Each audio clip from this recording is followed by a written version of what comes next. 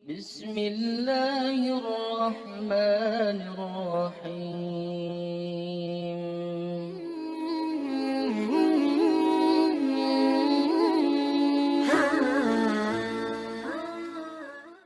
Assalamualaikum warahmatullahi wabarakatuh. Apa kabar sahabat beriman? Alhamdulillah, kita bisa berjumpa lagi di channel ini. Salawat dan salam selalu dan tetap tercurahkan kepada junjungan kita Nabi besar Muhammad sallallahu alaihi wasallam. Allahumma sholli ala sayyidina Muhammad wa ala ali sayyidina Muhammad. Sahabat beriman yang dirahmati Allah, sosok sahabat Nabi satu ini mungkin tak banyak diketahui kaum muslim. Namun kisahnya sangat menyentuh hati dan membuat kita iri padanya. Sahabat Nabi ini bernama Sa'ad al-Aswad as-Sulaimi radhiyallahu anhu. Rasulullah sallallahu alaihi wasallam memanggilnya dengan Julaibib. Sa'ad berasal dari Bani Sulam dan mengalami diskriminasi di Madinah. Keadaan fisiknya membuatnya tersisih dari kaumnya. Riwayat lain menyebutkan fisiknya pendek dan kurang menarik, menyebabkan ia kurang dikenal di Madinah.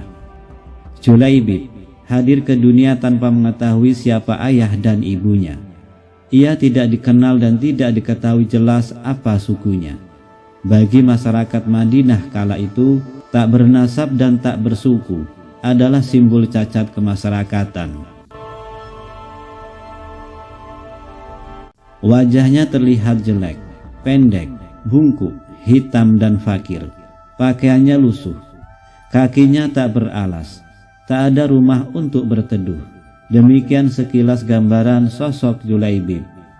Namun, jika Allah berkehendak memuliakan seseorang, tak ada satu makhluk pun bisa menghalanginya. Julaibib menjadi salah seorang sahabat yang disayangi Nabi Muhammad SAW. Dikisahkan, suatu ketika saat Julaibib datang ke majelis Nabi dan berkata, "Wahai Rasulullah, apakah kehitaman kulitku dan hodohnya, jelek wajahku, menghalangiku untuk masuk surga?"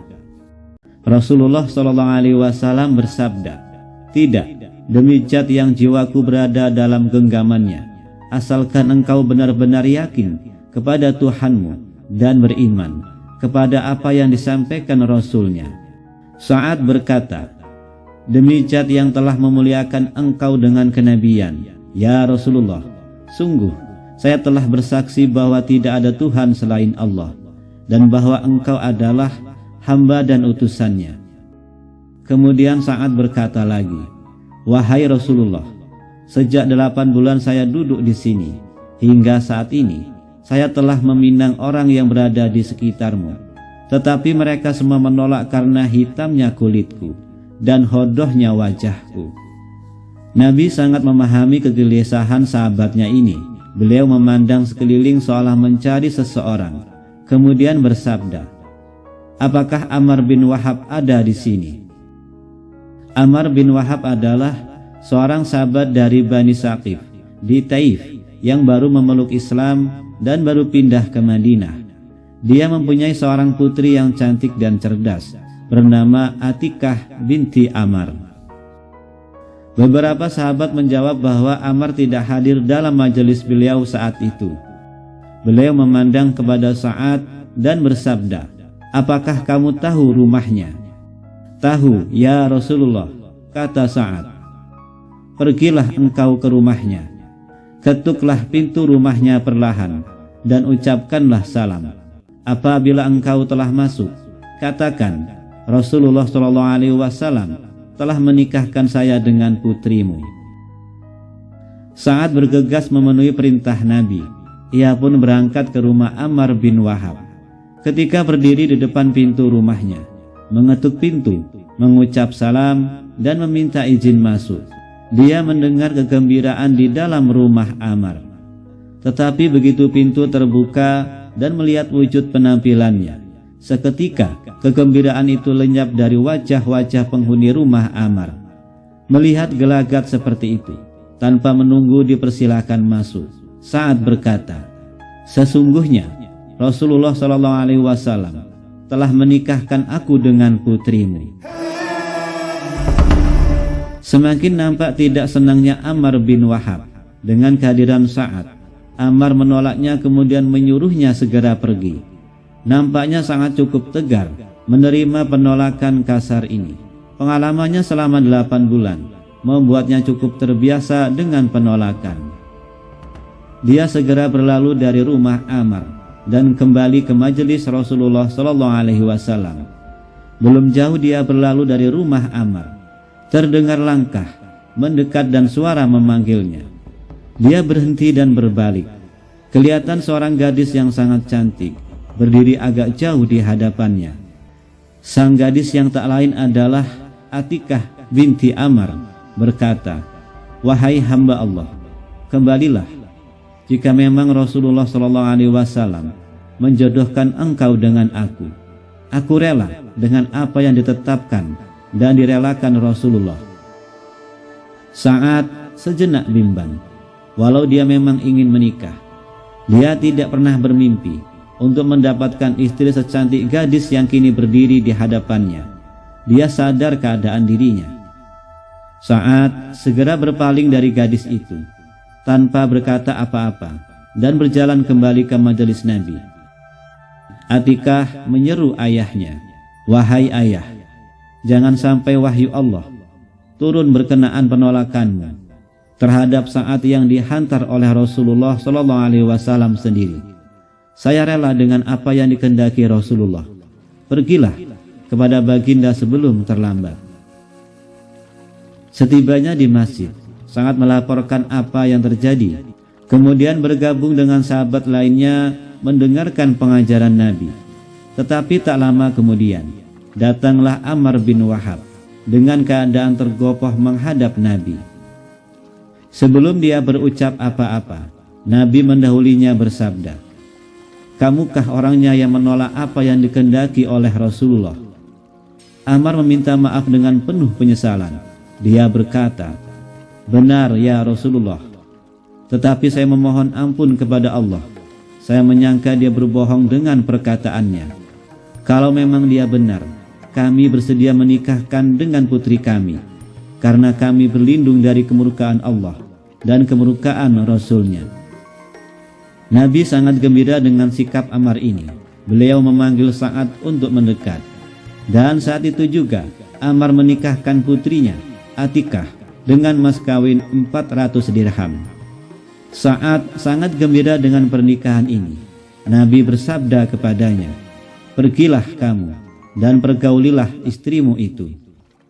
Sa'ad berkata, "Wahai Rasulullah, demi zat yang telah mengutus engkau dengan benar sebagai nabi, saya tidak mempunyai apa-apa untuk membayar mas kawin sebelum saya meminta kepada teman-teman saya."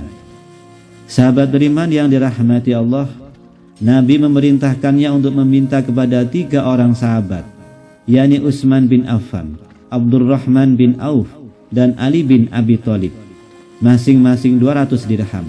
Maka mereka pasti akan memberinya, bahkan melebihkan pemberiannya. Saat melaksanakan perintah tersebut, dan dia memang memperoleh uang yang cukup, bahkan berlebih untuk memberi belanja dan membayar maharnya. Esok harinya dia pergi ke pasar untuk membeli barang-barang keperluan dan hadiah untuk istrinya. Tetapi belum sempat membeli sesuatu, terdengar seruan untuk berjihad. "Wahai penunggang kuda-kuda Allah, berjihadlah." Sangat berada di persimpangan dilema apabila mendengar seruan itu. Akhirnya sangat memilih untuk berjihad, meninggikan kalimat Allah. Hilang sudah rencananya untuk membeli keperluan rumah tangga barunya. Hilang sudah bayang-bayang keindahan malam pertama dengan istrinya yang cantik, Atikah binti Ammar.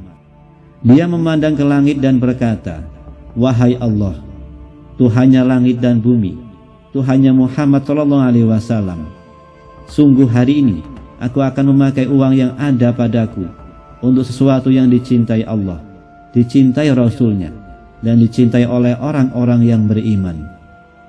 Sa'ad membelanjakan uangnya untuk membeli kuda, pedang, tombak, perisai, dan segala macam keperluan untuk berjihad di jalan Allah, termasuk perbekalannya.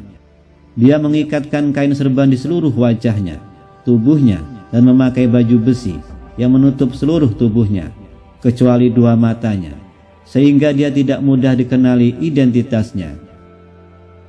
Ketika tiba di antara sahabat Muhajirin, mereka berkata, "Siapakah penunggang kuda yang belum kita kenali ini?" Sangat sama sekali tidak menjawab pertanyaan itu. Ali bin Abi Thalib berkata, "Biarkanlah dia. Barangkali dia datang dari daerah Bahrain atau Sam, di mana saat ini dia ingin mengorbankan dirinya untuk keselamatanmu." Sangat memacu kudanya menuju garis depan dan bertempur dengan perkasanya. Tombak dan pedangnya tak pernah berhenti mengayun dan menyerang kaum musyrik. Ketika kudanya tampak kelelahan, dia turun untuk berperang dengan berjalan kaki, dan itu tidak mengurangi semangatnya memperoleh syahidnya. Saat itu dia sedang berada di dekat baginda Nabi dan lengannya tersingkap, sehingga tampak kehitaman kulitnya. Beliau langsung bersabda, "Apakah engkau Sa'ad?" "Benar ya Rasulullah." Nabi menatapnya dengan kagum. Begitu juga beberapa sahabat lainnya yang akhirnya mengenali sang mujahid yang begitu bersemangat menggempuri musuh ini. Rasanya belum lama mereka melihat Sa'ad dalam kegelisahan di majelis Nabi, tetapi yang tampak sekarang adalah sebaliknya, jiwa yang sangat hidup dan semangat menyala-nyala. Nabi bersabda kepadanya, "Engkau sangat beruntung ya Julaibib." Julaibib makin bersemangat mendengar pujian Nabi tersebut. Ia pun semakin sengit menyerang musuh. Beberapa waktu berlalu, tiba-tiba terdengar seruan, "Julaibib telah gugur, Julaibib telah gugur, Julaibib telah gugur syahid." Nabi langsung mendatangi tempat Julaibib, menemui syahidnya. Beliau mengangkat kepala Sa'ad, topi besinya ditanggalkan, dan beliau meletakkan di pangkuan beliau, sambil membersihkan tanah yang ada di wajah Julaibib dengan ujung pakaian beliau. Nabi bersabda, "Betapa semerbak harum baumu, betapa dicintainya engkau oleh Allah dan Rasul-Nya." Kelihatan beliau menangis, kemudian tertawa dan memalingkan wajah, lalu bersabda, "Demi Tuhan Ka'bah, Julaibib telah sampai di telaga." Sahabat Abu Lubabah yang keheranan dengan sikap beliau berkata, "Wahai Rasulullah, apakah maksudnya telaga?" Nabi bersabda, "Telaga yang diberikan Allah kepada Sa'ad Julaibib, yang luasnya antara Sana'a dan Basrah. Tempatnya dihiasi oleh mutiara dan permata. Airnya lebih putih daripada susu dan lebih manis daripada madu. Siapa yang minum sekali saja, ia tidak akan merasakan haus selama-lamanya. Itulah telaga Al-Kautsar." Abu Lubabah berkata lagi, "Wahai Rasulullah, aku melihat engkau menangis, lalu tertawa, kemudian memalingkan muka engkau." Nabi menjelaskan, "Aku menangis karena rindu kepada Julaibib. Aku tertawa karena melihat keadaan Julaibib di sisi Allah dan kemuliaannya di hadapannya. Sedangkan aku memalingkan muka karena aku melihat bidadari-bidadari yang menjadi istrinya turun saling berebut, mendekatinya, sehingga terlihat betis-betis mereka. Aku merasa malu melihat pemandangan tersebut." Kemudian Nabi memerintahkan seorang sahabat mengumpulkan barang-barang milik Sa'ad, kuda, pedang, tombak, perisai, dan sisa perbekalannya, lalu memerintahkan sahabat untuk mengirimnya ke rumah Amr bin Wahab untuk diserahkan kepada istrinya, Atikah binti Amr. Beliau juga menyampaikan pesan untuk Amr bin Wahab. Allah telah menikahkan Sa'ad As-Sulaimi dengan wanita-wanita yang lebih baik daripada putrimu. Sahabat beriman yang dirahmati Allah, itulah kisah sahabat yang mengutamakan Allah, Rasul-Nya, dan berjihad di jalannya melebihi dari segalanya. Ia memilih berjihad di medan perang dan mengorbankan malam pertama dengan istri yang cantik jelita demi meraih kemuliaan di sisi Allah.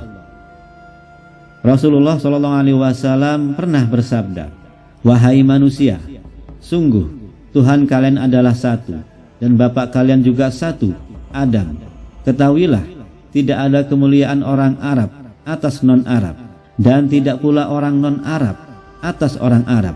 Begitu pula orang berkulit merah tidaklah lebih mulia atas yang berkulit hitam, dan tidak pula yang berkulit hitam atas orang yang berkulit merah, kecuali dengan takwa.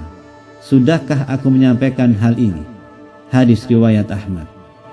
Demikian yang bisa saya sampaikan, semoga bisa bermanfaat untuk kita semua. Amin ya rabbal alamin. Wallahu a'lam bishawab. Assalamualaikum warahmatullahi wabarakatuh.